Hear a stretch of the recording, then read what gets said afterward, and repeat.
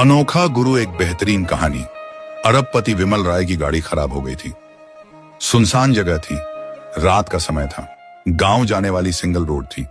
वह किसी से लिफ्ट लेने के इंतजार में काफी देर से सड़क के किनारे खड़ा था कि उसे एक साइकिल रिक्शे वाला आता दिखाई दिया। विमल ने रिक्शा रुकवाकर पूछा, आगे कल्याणपुर जाना है, ले चलोगे क्या? रिक्शे वाला गाना गुनगुनाने में मस्त था, बोला, आ जाइए, 50 रुपए लगेंगे। विमल रिक्शे में बैठता हुआ बोला, मैं तुझे 500 रुपए दूंगा, जरा जल्दी पहुंचा दो। गांव में मेरा एक कॉलेज का दोस्त रहता है, उसी के यहां जा रहा हूं, आज उसकी शादी की 25वीं सालगिरह है। रिक्शे वाला अपना गाना गुनगुनाता हुआ उसी रफ्तार से चल पड़ा। विमल जीवन में पहली बार साइकिल रिक्शे में बैठा था। 500 रुपए का लालच देने के बाद भी रिक्शे वाला गाना गुनगुनाते हुए मस्ती में धीरे धीरे चल रहा था। विमल सोच रहा था, ये कैसा आदमी है, पूरे दिन में भी 500 रुपए नहीं कमाता होगा, आज इसे एक साथ इतने पैसे मिल रहे हैं, फिर भी चेहरे पर कोई खुशी नहीं झलक रही। सोचते हुए वह झुंझला उठा। वह बहुत मुश्किल से वक्त निकालकर दोस्त की शादी की सालगिरह में आया था। गाड़ी खराब होने के बाद उसने अपने दोस्त को फोन करने की बहुत कोशिश की, मगर फोन नहीं मिला। अगर मिल जाता तो वह दोस्त से कोई साधन मंगा लेता। अचानक रिक्शे वाले के फोन की घंटी बजी। उसने रिक्शे को पैडल लगाते हुए फोन को स्पीकर पर डालकर कान पर लगा लिया। उधर से रिक्शे वाले की पत्नी का घबराया हुआ स्वर सुनाई दिया। आप कहां हो जी, अभी तक नहीं पहुंचे? रिक्शे वाला बोला, रास्ते में हूं, जल्दी पहुंच जाऊंगा। मगर तुम इतनी घबराई हुई क्यों हो? पत्नी का स्वर रोने में बदल गया। वह रोते रोते बोली, बकरी मर गई, पता नहीं उसे क्या हो गया था, अचानक थोड़ी देर तड़पी, फिर मर गई। रिक्शे वाला पत्नी को समझाते हुए बोला, अरे यार, मर गई तो मर गई, तू रो क्यों रही है? उसका और हमारा इतना ही साथ था। पत्नी बोली, कल ही सौदागर उसके 8,000 रुपए दे रहा था, अच्छा होता उसे बेच देती, 8,000 रुपए का नुकसान हो गया जी, रोना तो आएगा ही। रिक्शे वाला बोला, वो पैसे हमारी किस्मत में थे ही नहीं, इसलिए अब दुख मत करो। समझ लो तुमने बकरी पाली ही नहीं थी, मैं तुम्हारे और बच्चों के लिए जलेबियां लाया हूं, आधा घंटे में पहुंच रहा हूं, सभी मिलकर खाएंगे। इतना कहकर उसने फोन काट दिया। फिर गाना गुनगुनाता हुआ रिक्शे के पैडल लगाने लगा। विमल राय को बड़ा आश्चर्य हुआ। वह सोचने लगा, ये कैसा आदमी है, पूरे महीने में 8,000 कमाता होगा, फिर भी इसे बकरी के मरने का कोई दुख नहीं है, कोई चिंता नहीं। कितनी सहजता से इतना बड़ा नुकसान सह गया। और एक मैं हूं जो अरबपति होने के बाद भी गाड़ी खराब होने से झुंझलाया हुआ हूं। मैं महीने के लाखों रुपए कमाता हूं, मगर 20-30 हजार का नुकसान होने पर गुस्सा करने लगता हूं, अपसेट हो जाता हूं।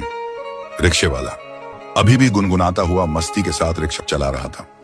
विमल राय बोला, एक बात बता भाई, तुम्हारी 8,000 की बकरी मर गई, फिर भी तुझे कोई दुख नहीं हुआ। तुम्हारी एक महीने की कमाई जितना तुम्हें नुकसान हो गया, फिर भी तुम्हारे चेहरे पर इस नुकसान का कोई असर दिखाई नहीं देता। या तो तुम जबरदस्ती खुश दिखने का नाटक कर रहे हो, या फिर तुम कोई मूर्ख हो जिसे ये पता भी नहीं है कि 8,000 रुपए कितने होते हैं। रिक्शे वाला हंसते हुए बोला, एक बात बताइए साहब, क्या मेरे दुखी होने से बकरी फिर से जिंदा हो जाएगी? विमल राय बोला, नहीं। रिक्शे वाला बोला, जब दुखी होने से कोई फायदा नहीं हो रहा तो मैं दुखी क्यों हूं? जिस चीज से मेरा सुख चैन छिन जाए, मैं ऐसी सोच क्यों रखूं? विमल राय बोला, दुखी होना इंसान के वश में थोड़े है, दुख तो अपने आप दिल में उपजता है। रिक्शे वाला बोला, गलत बोल रहे हो साहब, दुख अपने आप दिल में नहीं उपजता, यह तो इंसान की सोच के अनुसार दिल में पैदा होता है। अगर कोई भी नुकसान हो जाए, उस समय इंसान ये सोच ले कि जो गया वो मेरा था ही नहीं, मेरा वही है जो बच गया, उसके बाद दुख तो क्या, चेहरे पर उदासी भी नहीं झलकेगी। मैं ऐसी ही सोच रखता हुआ साहब, जो चल रहा है उसके मजे लो, जो गुजर गया उसमें से अच्छे वक्त को याद रखो और बुरे पलों को तुरंत भूल जाओ। विमल राय काफी देर तक उस अनपढ़ रिक्शे वाले की पीठ को ताकता रहा। उसे विश्वास ही नहीं हो रहा था कि एक जाहिल सा दिखने वाला गरीब आदमी इतनी बड़ी सोच का मालिक हो सकता है। वह बोला, चलो मान लिया तुम्हें दुख नहीं होता, मगर अपने बच्चों के लिए कुछ करने की चिंता तो होती होगी। उनके लिए क्या छोड़कर जाओगे, ये रिक्शा या फिर वही गरीबी जिसमें तुम और तुम्हारी पत्नी जी रहे हैं?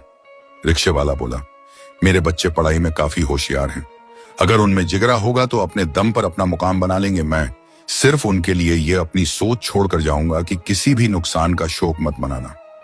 बाकी औलाद के लिए कितना भी छोड़ दो, उन्हें कम ही लगता है। अपनी तो पक्षी जैसी सोच है साहब, बच्चों को पाल पोस कर बड़ा कर दो, अगर उनमें दम होगा तो अपना घोंसला खुद बना लेंगे, बाकी उनकी किस्मत में। रिक्शा चलाता हूं मगर मैं हर पल को खुलकर जीता हूं, जो मेरे पास है उसका आनंद उठाता हूं, जो मेरे पास नहीं है उसकी लालसा नहीं रखता। इतना कहकर वह फिर से गुनगुनाने लगा। विमल राय सन्नाटे में था। वह 50 साल का हो चुका था। पैसे कमाने में सारी जवानी निकल गई थी। इन 50 सालों में एक दिन भी ऐसा नहीं गुजरा था जो उसने खुद के लिए जिया हो। विमल राय सोच रहा था, मैंने पैसे कमाकर इकट्ठे करने के चक्कर में जिंदगी गुजारी है, जिंदगी को जिया तो बिल्कुल भी नहीं। कल्याणपुर आ गया था। रिक्शे वाला बोला, साहब कहां उतरोगे? विमल राय ने दोस्त के घर का पता बताया। फिर ज्यों ही उस पते पर पहुंचा, रिक्शे से नीचे उतरकर वापस मुड़ा और रिक्शे वाले के पैरों में झुक गया।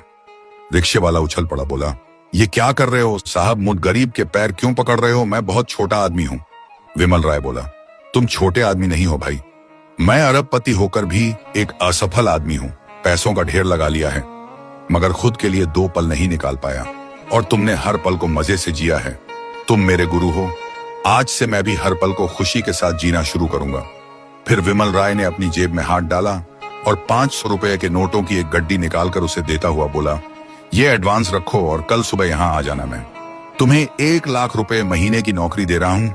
तुम्हें कुछ नहीं करना है, बस हमेशा मेरे साथ रहना है और मुझे जीना सिखाना है, क्योंकि मुझे सिर्फ कमाना आता है, बस जीना नहीं आता। रिक्शे वाला बोला, क्यों मजाक कर रहे हो साहब? मैं अनपढ़ जाहिल आदमी, आपको क्या सिखाऊंगा? विमल राय बोला, तुम अनपढ़ जाहिल नहीं हो, तुम तो मेरे गुरु हो। तुम्हारे पास वो विद्या है जो किसी के पास नहीं है। यहाँ हर आदमी 7 पीढ़ियों के लिए धन इकट्ठा करने में लगा है, मगर जीना किसी को नहीं आता। तुम्हारी विद्या बहुत कीमती है गुरुजी, तुम मुझे अपने सानिध्य में ले लो। मैं तुम्हें मुंबई में रहने के लिए घर दूंगा, तुम्हारे बच्चों की पढ़ाई के लिए सारा खर्च दूंगा, तुम्हारी हर बात मानूंगा, प्लीज मना मत करना। रिक्शे वाला भाव विभोर हो गया। उसने पैसे लेकर जेब में डाले और ईश्वर को धन्यवाद देता हुआ अपने घर को चल पड़ा। उसके जीवन जीने की शैली ही आज उसकी समृद्धि की वजह बन चुकी थी। लेखक विनायक वर्मा कहानी कैसी लगी कमेंट्स जरूर करना। कीमती वक्त देकर पढ़ने के लिए धन्यवाद।